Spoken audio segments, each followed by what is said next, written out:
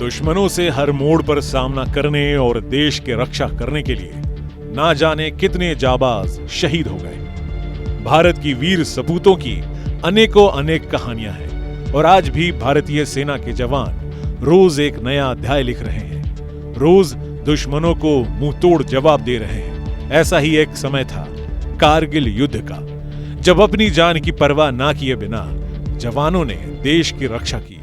रक्षा भी ऐसी पहाड़ों की चोटियों पर जहां आम आदमी का जाना ना सिर्फ नामुमकिन था, बल्कि वहां पर खुद को जिंदा रखना भी एक बड़ी चुनौती है। कारगिल युद्ध के जवानों का बलिदान शायद कई लोगों को याद भी नहीं, लेकिन इतिहास के पन्नों में ऐसे शहीदों के नाम आज भी दर्ज हैं और हमेशा रहेगा। शहादत से पहले सूरवीरों की कई कहानियों से लोग अनजान हैं। उनके बलिदान के किस्से बहुत ही कम लोगों को पता है।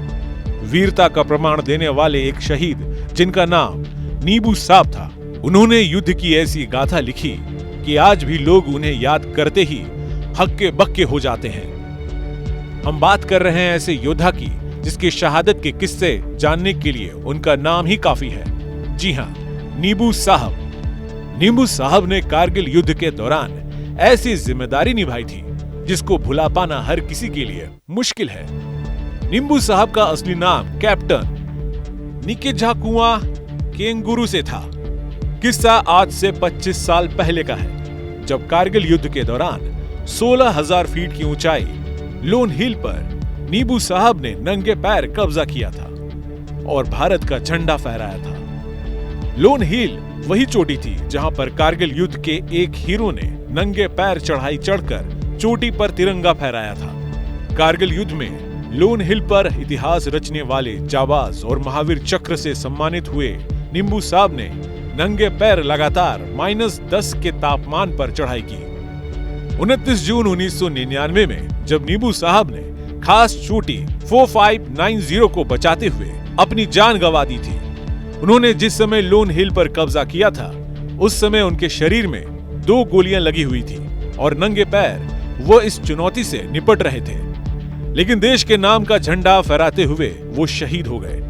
नीबू साहब की वीरता की कहानी उनकी बहनों ने लिखी है। नीबू साहब the barefoot Naga Kargil hero के नाम से लिखी गई यह किताब उनकी वीरताओं का सबूत दे रही है। कैप्टन निकेझाकुआ केंगुरु से नागालैंड के रहने वाले थे। जब उन्होंने देश के लिए अपनी जान दी तब उनकी उम्र 25 साल थी।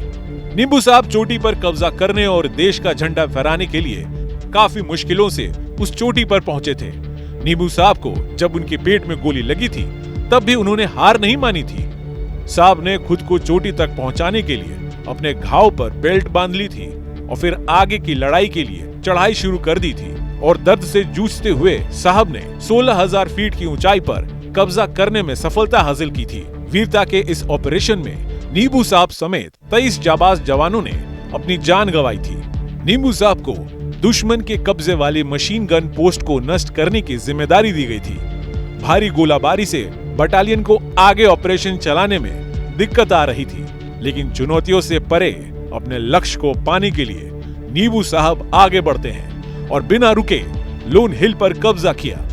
कारगिल युद्ध में नीबू साहब की बहादुरी को देखते हुए महावीर चक्र से सम्मानित किया गया था और तब से नीबू साहब देश की वीर सपूतों में से एक हैं, जिनकी जगह हर भारतीय के दिल में है। Team news nation.